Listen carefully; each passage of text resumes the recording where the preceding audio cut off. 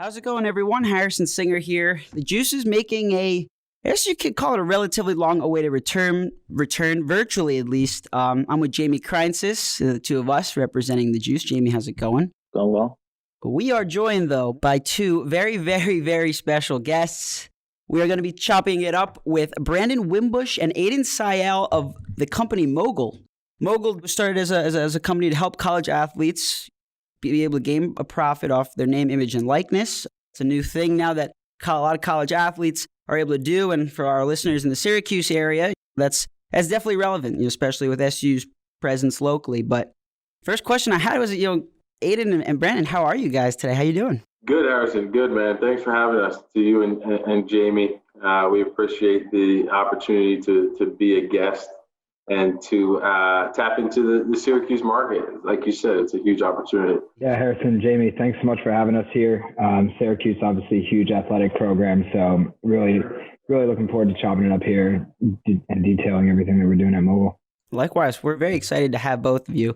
And I guess right off the bat, I did want to start with the onset of Mogul. Now, the two of you are both graduates of Notre Dame University. Brandon, you played quarterback at Notre Dame, and that's a team that has done its number against Syracuse. But I was curious to know, after having met at Notre Dame, how did the idea of Mogul first come to be? Yeah, well, it's a long story, right? And I don't want to bore, we don't want to bore anybody, but it's not a boring story. But to make it, as short as possible, right? Ayden had, with the latest proposal, the legislation was supported by the NCAA Board of Governors back in October.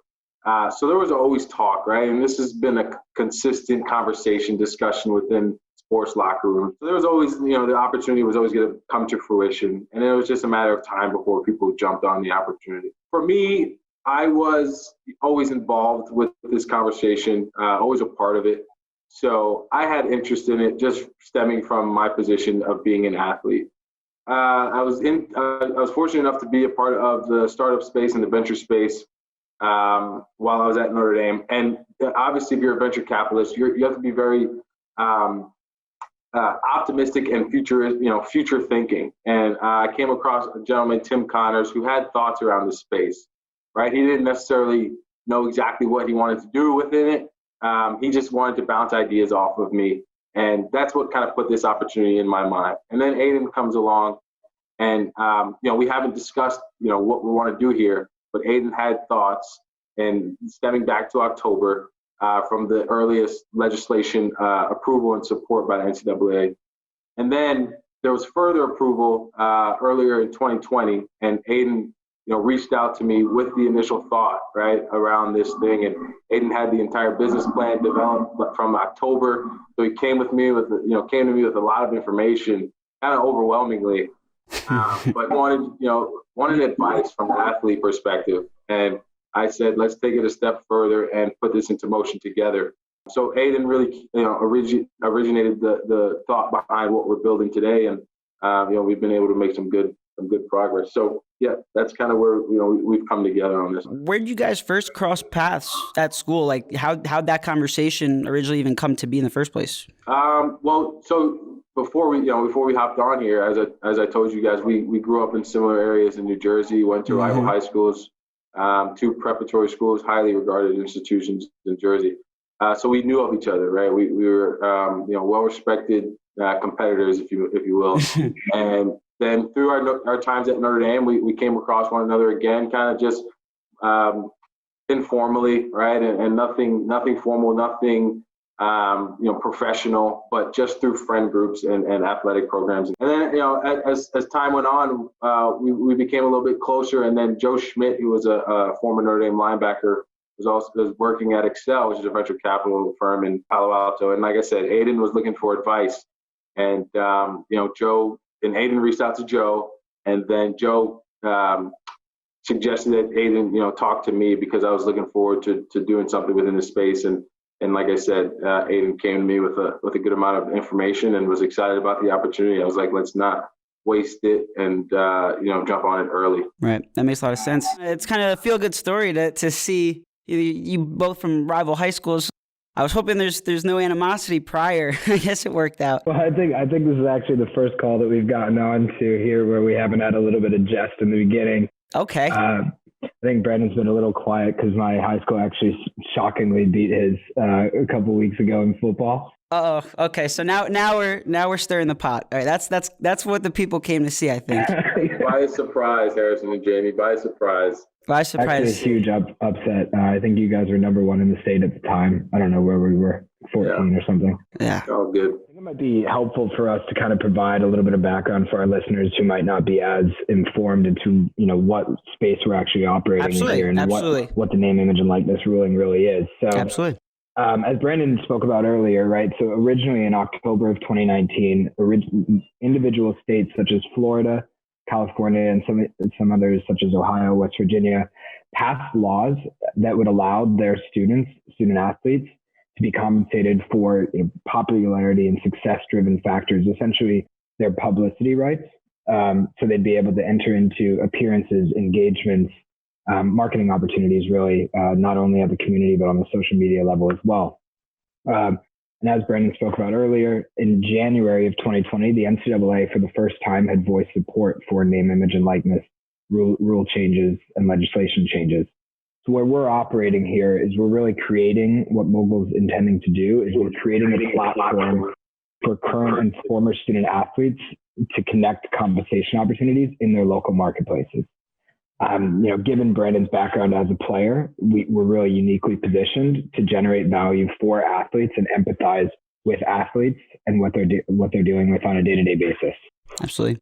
I was curious, working right off that, Brandon, was there a moment or a series of events that as a player, you saw this kind of, you saw the need for this? I mean, obviously now it's allowed to happen. Athletes are now allowed to make the profit, but how often you find yourself thinking, as a player, like something's not right and there's a market here. If we're allowed to do this, that can boom if granted permission. Yeah, that's a good question, Harrison. I think it happens more so than not, right? Where it's kind of in the back of your head, but you kind of think about ideas that you could be taking advantage of. And, ultimately it's due to your, the name, image, and likeness rules not being or you not having the ability to profit, right, off of those ideas.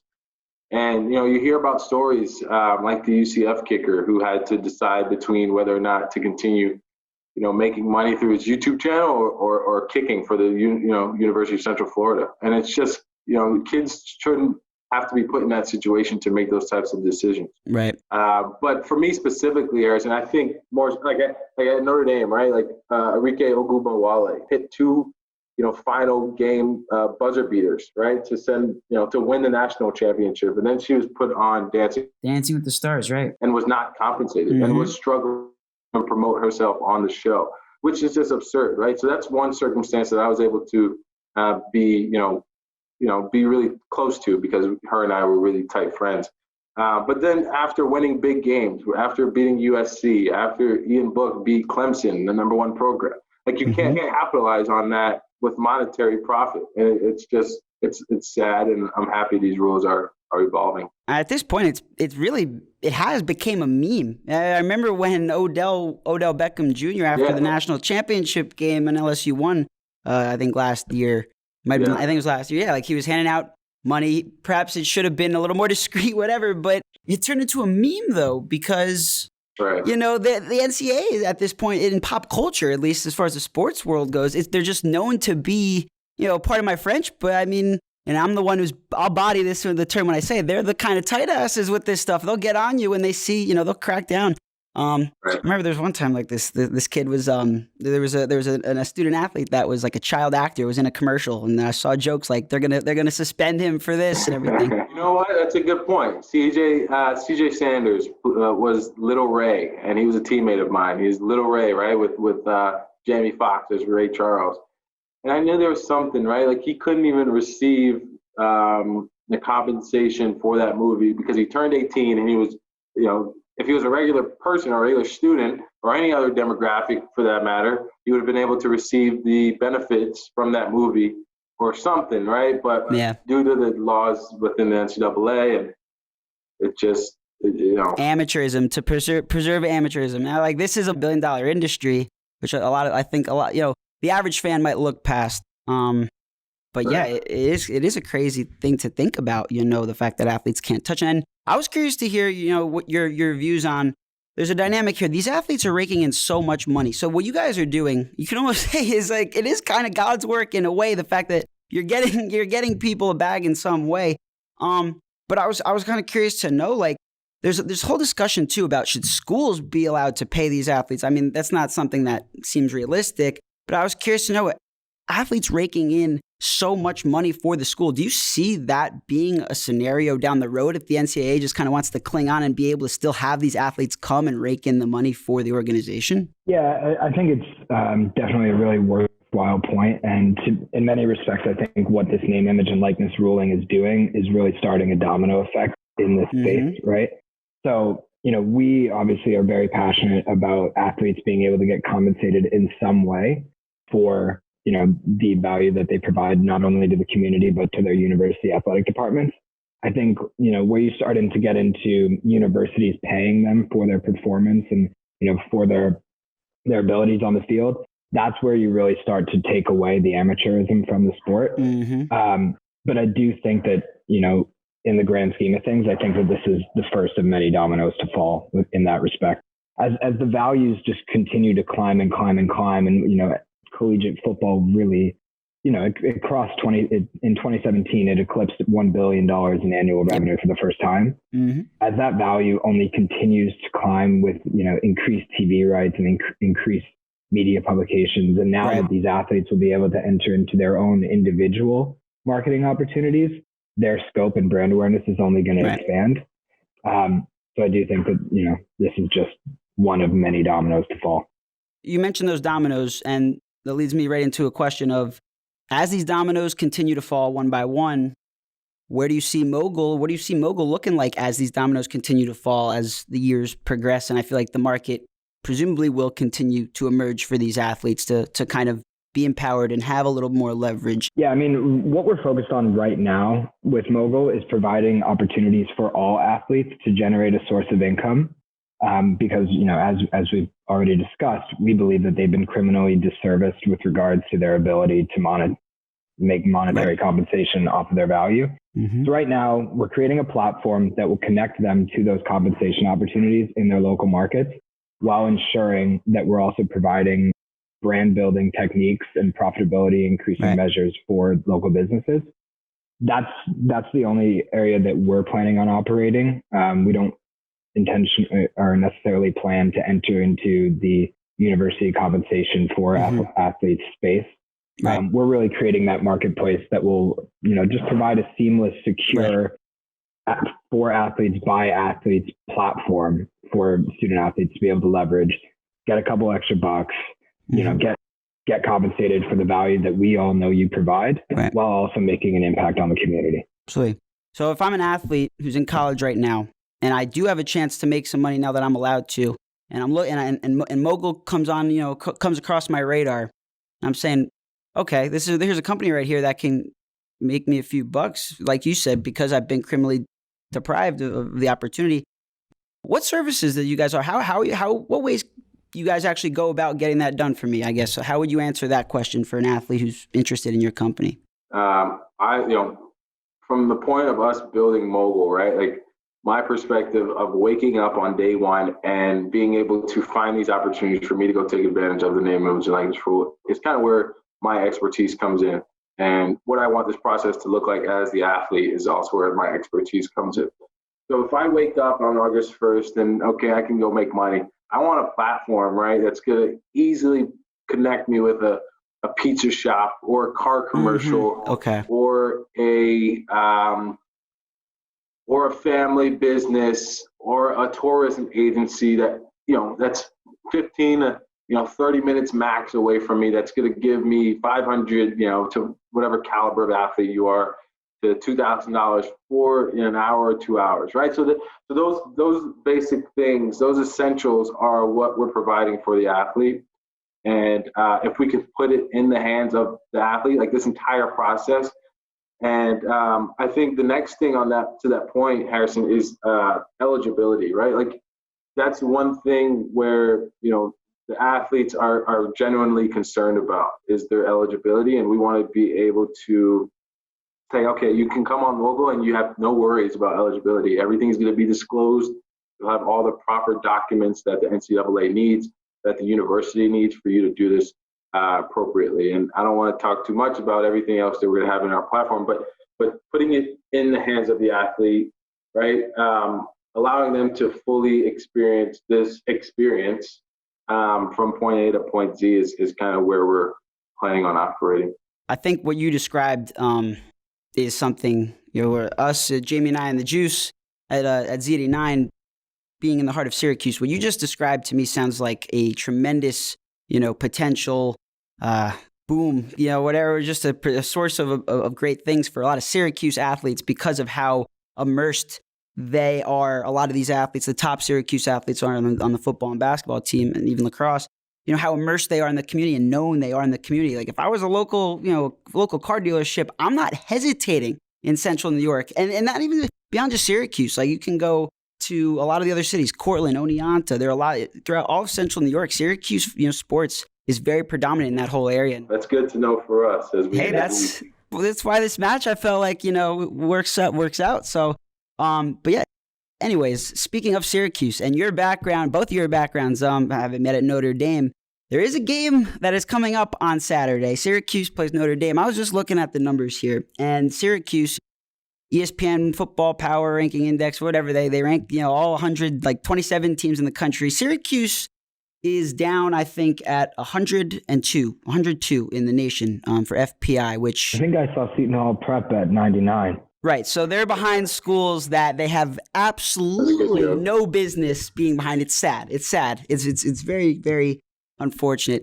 Hopefully basketball season will be a bit better, but Notre Dame, obviously, they're number 2 in the country right now in the college football rankings, and number 6 FPI. They're one of the best teams in the country. I'm not sitting here asking who's going to win, regardless of any potential bias, because the game's likely to be a blowout. But I was curious, it's kind of a broad question, but Brandon, what's it like? I'm not a D1 athlete. What's it like, suiting up on game day, lacing up on game day? Yeah, I got to give my partner Ayden a shout out though, man. So our university, Notre Dame, is the only school that their intramural football is fully padded, right? So they play fully padded. Damn.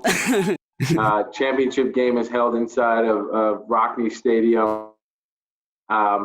It's awesome. It's a tradition that Notre Dame has had for a long time, and we're the only school in the country that does that. And Ayden played linebacker, stocky as he was, filling gaps, filling holes. Absolutely hated it. Are you lighting anyone up, or what was? I don't know. I'm much too short to play in that position. It didn't go well for me, but yeah, I mean, it was very strange, transitioning from having not played high school ball to then going and being able to play linebacker in the space. Like a Dayon Buchanan type, right? Like the safety turn linebacker. You just you're versatile like that, right? Yeah, that's good. Yeah, or I just had a belly from all the beer, but yeah, it was right.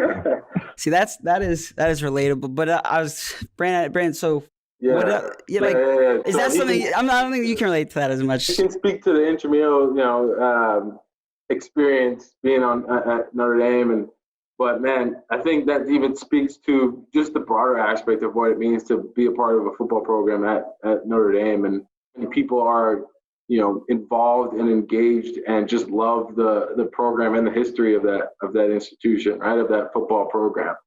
There's so many people that come before me and playing, and there's so many people that are going to come after me. They're going to be legends and leave behind, phenomenal legacy. So just for me to be able to step on the field, Harrison and Jamie, to put that gold helmet on and to be able to run out of the tunnel. And I think it was the last podcast, but man, one of my favorite, I was speaking to Ian Book, who's the current quarterback, and one of my favorite moments was running out of the tunnel on, I think it was September 3rd against Texas. And it was a night game. And I think it was Ayden's junior year, my freshman year. And, we beat Texas 38-3. And I don't think the game could have gone any better, especially from the quarterback position. So, to be able to run out and experience that as your first go round, and then To close it out in a playoff game against Clemson, I think my 4 years was really well established. And, Notre Dame is one of those historic programs that a lot of people either love or you hate, right? So, and to be a quarterback of that team, I think is only God's plan that, could have put me in that situation. Mm-hmm. Play like a champion today, right? Is that the sign? Play like a champion, yeah. Right. So yeah, one of the games that you did play in while you were still at Notre Dame, in a game against Syracuse at Yankee Stadium, and I was actually there for you guys, able to witness you guys just lighting us up, which was, probably we'll get a repeat of that on Saturday. But what was that game like, and what message you had for Syracuse fans after that game, I guess? Yeah, no, that was awesome. With Ayden and I's background, just being from the Northeast and Jersey, and to be able to play in Yankee Stadium, that historic venue, and then I had, what I think and believe wholeheartedly was Derek Jeter's locker, because it was the number 2 locker. So I was, blown away, and I wasn't the starter at the time, but I was able to get into the game for a little bit of it and run the ball a little bit. So. Just a very fruitful experience all the way around, and being in New York, having family, was an amazing experience, man. So I wanted to ask you, Ayden. Brandon brings to the table. It's pretty self-explanatory, the connections and the ability to just see the need, firsthand. What was your path kind of towards getting to where you are now, and the interest? I still don't know this, Harrison. He has a banking back. I still don't know. He has a banking background. He's a huge fan of football, so I guess that was a little bit of it, but I'm excited to hear his thoughts here as well. I was gonna say, for business partners, I'm happy that I'm kind of getting you guys more acquainted, I guess. Yeah, no, absolutely. So as Brandon mentioned, I graduated a couple years ahead of him in 2017 from Notre Dame with degrees in management consulting and sociology. Obviously being from Northern Jersey, having all my high school friends, all my professional network being there, it was always the plan to go back to New York. So I worked for a couple years for Morgan Stanley in their wealth management rotational analyst program, had a really, really exceptional experience, and I'm still really close with a lot of people that I worked with at Morgan Stanley. And from there, I went and worked in private equity at a firm called Lexington Partners for about a year, and had a really, really great experience there, and really gained an awesome technical experience as well, which has definitely served volumes in this role as we really kind of structure business plans and, leveraging my management consulting degree as well, and putting that into practice. But, kind of getting back to, where Mogul came from, right? And, how I fit into all of this at the onset of COVID, and when things really started to peak up and spike in New York and get pretty bad, I came down to my place in Florida. Obviously, we're all working virtually. We don't have the commute. We don't have any of that. So I had a lot of extra time on my hands, and I dug up the business plan. I began calling around tons of athletes, serial entrepreneurs, people in the VC space, startup space, tech space, consulting space, anyone who would take my call. Just how Brandon and I obviously reconnected. We hadn't spoken for probably a year and a half or so at this point.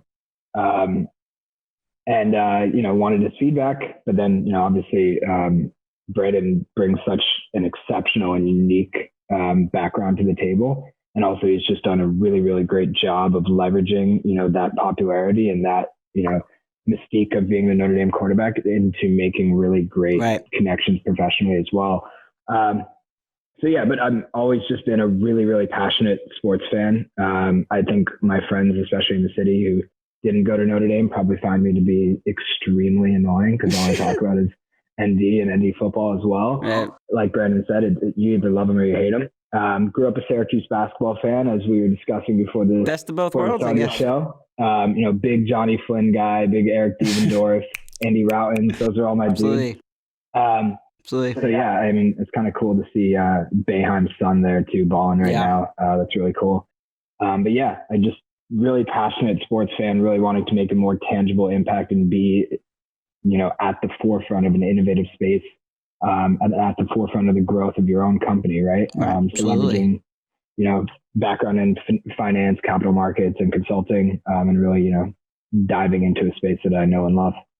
Absolutely. That's definitely That's cool. I mean, it's a good tandem. It seems, between the two of you, you definitely, at least, at first glance, seems you guys have everything that you'll need down the line covered as far as connections and skill set. We do need some Syracuse athletes and businesses. Hey, now, yeah, putting it into fruition, and I guess hopefully that's where we come in because, like we mentioned, the prevalence locally, for Syracuse sports, it's if only they were good. It makes you think, if only the teams were good this year. But I don't want to fantasize too much because it's just not true. That's what makes Syracuse so unique, right? Is that there's not a pro team for a while, right? Buffalo Bills being the closest one, and then you got the Yankees and the Giants and all that, right? So, and it's really like kind of creates a really great microcosm for our business, right? So basically, we really want to provide that value back to communities and provide unprecedented access to these athletes. And a program such as Syracuse that's so beloved by the community for miles and miles, given the fact that there's no pros, it's just the perfect opportunity. So, obviously, speaking on a Syracuse radio station here, if we can connect you with any athletes or former athletes as well right now, that's all. And one thing we can talk about after the interview too. It just kind of it just popped into my head. I should have mentioned it earlier. Like local businesses, as far as gap bridging and playing middleman, I guess I can get you guys some contacts for local businesses that I'm sure would kill to have athletes represent them in some way. So that's. But like you're a Syracuse basketball fan, and Jamie and I both go to Syracuse. It speaks for itself. It's crazy the presence there for sure. Own, baby. Every year it seems like they eclipse their attendance record. Like there's some random. Every year they set the basketball record, and what's crazy though is they just finished these renovations literally just in time for the football season, and I mean COVID hit, so no one can go. At least they're not like the new Los Angeles stadium where you spend $5 billion on it and you can't have fans, but it's still like the Central New York equates. But I did want to just at least if assuming you guys have anything else to add on this, but I did want to revisit the company as a whole. Is there anything about Mogul, I guess as far as onset, current values, but also what the future might hold? Is there anything in general about Mogul that we haven't covered that you want to, kind of make sure that either people know, potential athletes that might be end up affiliated with the company, anything that they might want to know? Yeah, I'll let Ayden talk, but I just want we haven't spoken about kind of our company core values, and I think that's really important. And we've never spoken about it, especially publicly. So let's let the people hear that. Yeah. Yeah. No, I just think I think we're good. I think we're good people, right? I think that's really what drives a company culture is who you have on your team, what type of people your team is made up of, and that's another thing I've been able to experience just through being on so many teams, winning and losing teams, and the type of people, the caliber of people that you have on your team is really what allows you to either find success or to not find success. So. That's something I think I want more of to be, publicized from the standpoint of Mogul being known, what Mogul is about, especially early on as we start to build our company and our company cultures that Ayden and I, and then, through our hiring process, as much as whatever that means right now, we have a solid team of 10 individuals helping us out.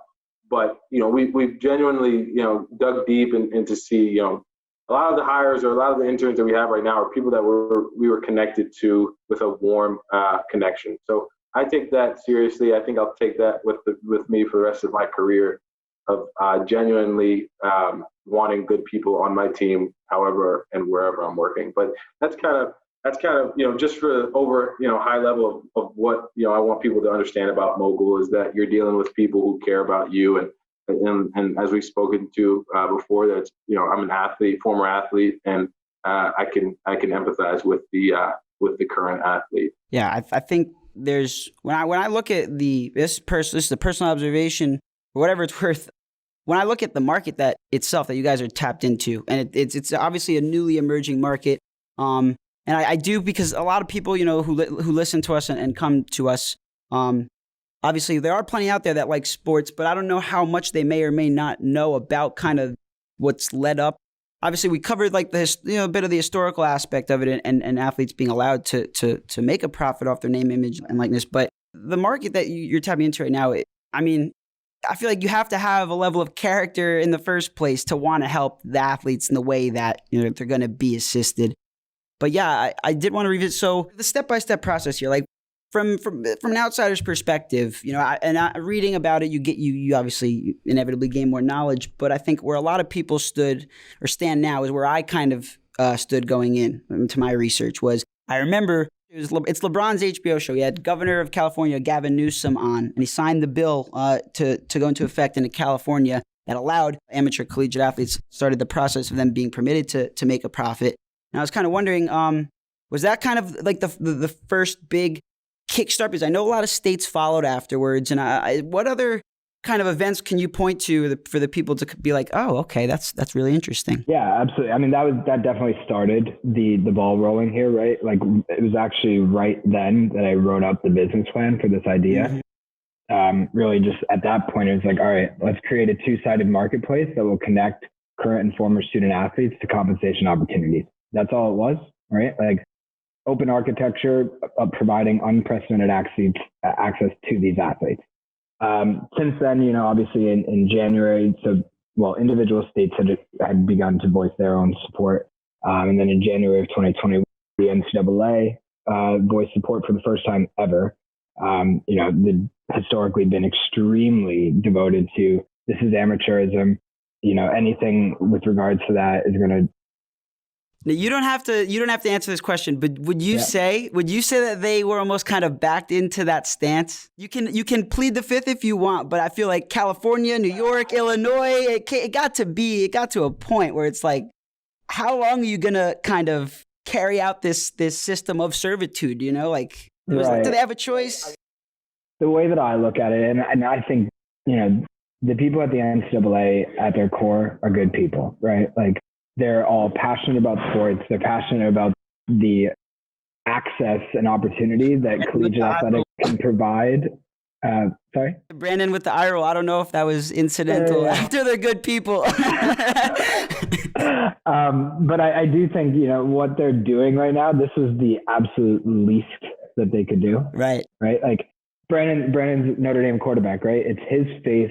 It's, his number on the jersey. Notre Dame doesn't have names on the jersey, whatever. This is literally the least they could do, right? They don't own you as a person. So like we kind of said earlier, probably is going to start a domino effect here, but we're really happy with where we're at right now. I think the only other thing that I'd add, from being a good person, right? So Brandon's right. Like we never have actually like explicitly said, like, we're just good people. But that really is, what we're trying to do here is provide value to these athletes, being, in Brandon's case, a former athlete. But taking it one step farther, and I think one thing that will really resonate with the Syracuse community is we're really trying to have an impact in the community from a profit donation perspective, right? Mm-hmm. So we're trying to donate a portion of our proceeds to youth athletic programming to continue to foster and promote the accessibility of youth athletics. Brandon and I both grew up playing sports. Brandon obviously was a little bit more successful in doing so.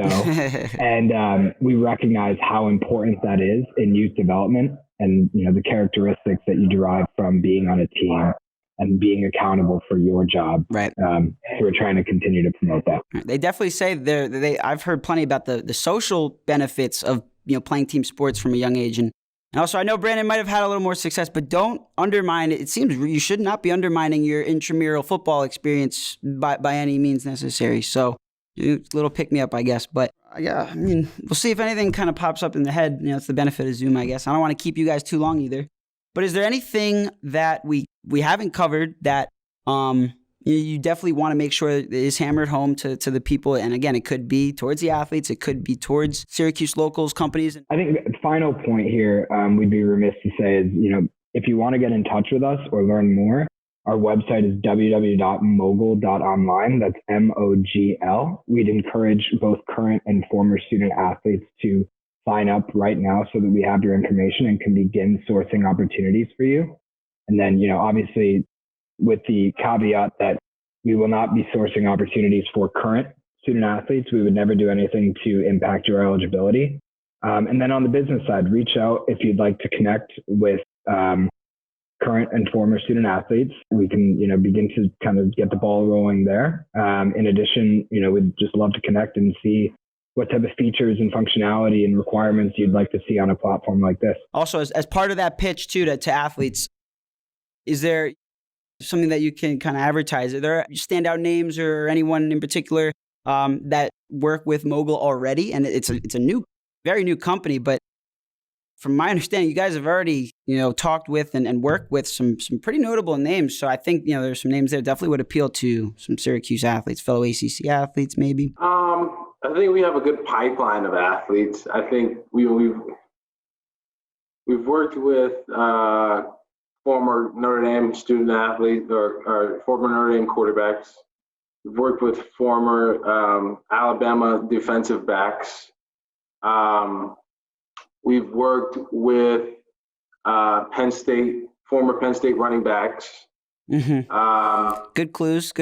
Yeah, really, really solid, high caliber guys. Mm-hmm. And I'm excited about the people that we have in our pipeline, and I'm excited to source them the opportunities, because we do have things in our pipeline of opportunities for high caliber guys and girls. Marike being one of them. So, So names. If you guys reach out and we get in touch, more than happy to have the discussion, and we'll continue to grow Mogul with the help of all the athletes that we have in our pipeline, because it's something that these guys and girls want to take advantage of. So we're happy to be at their service. Absolutely. I've iterated it once, and it's been something that I've known was never going to happen from a young age. I'm not a Division I athlete, but it doesn't take much to see that the work you guys are doing is so commendable. And I mean, it's like to be able to kind of make money by making other people money who have kind of just been unnecessarily deprived. Like, that's dope. Like, that's great. That's amazing. So I really hope that only continues. Like, you guys are off to a very, very strong start. I know that for a fact, and I can only hope that continues. It definitely seems like the model's in place. So, tip of the cap for sure to you guys. Is there anything? I mean it though, is the last question. Is there anything particularly interesting? Because I know we've uncovered some new things about each other that you previously didn't know. Is there anything else interesting about the both of you or about the company that no one would have known beforehand that people would be like, oh crap, like that's really interesting, and would want to learn more about you and the company as a result of knowing? But I guess Mogul wasn't always originally our name. That's pretty interesting. We for the first probably 6 months, which kind of became a pain with regards to managing our emails and doing the outreach after that, getting everyone back and accustomed to the name of Mogul. But we potentially stupidly chose the name Icon, which for so many reasons is just hard to trademark. There's a million things called Icon. Obviously it was kind of attributed to, your brand being in the, eyes of potential spectators, being an icon in, society. But yeah, I mean, I guess that's a little tidbit. And then 5 years down the road, we can say that we started a company only being with each other physically 2 times in 10 months. So just given the circumstances of what, the world that we're in today, Ayden and I have been, meetings on meetings, thousands of meetings like this. So, and it's been okay. But actually preferable. Yeah. Well, hopefully this one stands out. I would hope so. You guys are doing great things, and just make sure that people have it. And we'll shamelessly plug it for you guys. When this interview is released. But you want to just drop your socials and anything else where people can find you just one more time so that people have it. Yeah, take it away, Brandon. Our Instagram. You can follow us at our Instagram at get.mogul. Our Twitter is the Mogul app. Our email, where you can reach Ayden and I, is inquiries@mogul.online. We're very responsive and receptive to all inquiries and DMs and messages, and we really want to hear from anyone who has thoughts and concerns or issues or excited about the NIL space. We're excited about the opportunity to serve all. And I'll definitely say, for those listening, it is for your benefit to go follow. We met, merely a few days ago, and I gave the page a follow, and I mean, these guys are already bringing on Ian Book, and then just and Enrique also. Like, the athletes right from the get-go are I mean, they speak for themselves. And if you want to be one of those athletes affiliated, definitely check out what Mogul does. Again, it's a great thing. It's a new market, and it's really important. And I really want to thank you guys very, very much for taking the time. It was, I mean, the pleasure was all mine. Harrison, Jamie, thanks Harrison. so much for the time. Syracuse athletes, business owners, seriously, reach out. We'd love to work with you at mogul.online. Get that pitch in. Absolutely. Shameless plugs. That's how we do it on here as well. Absolutely. Ooh.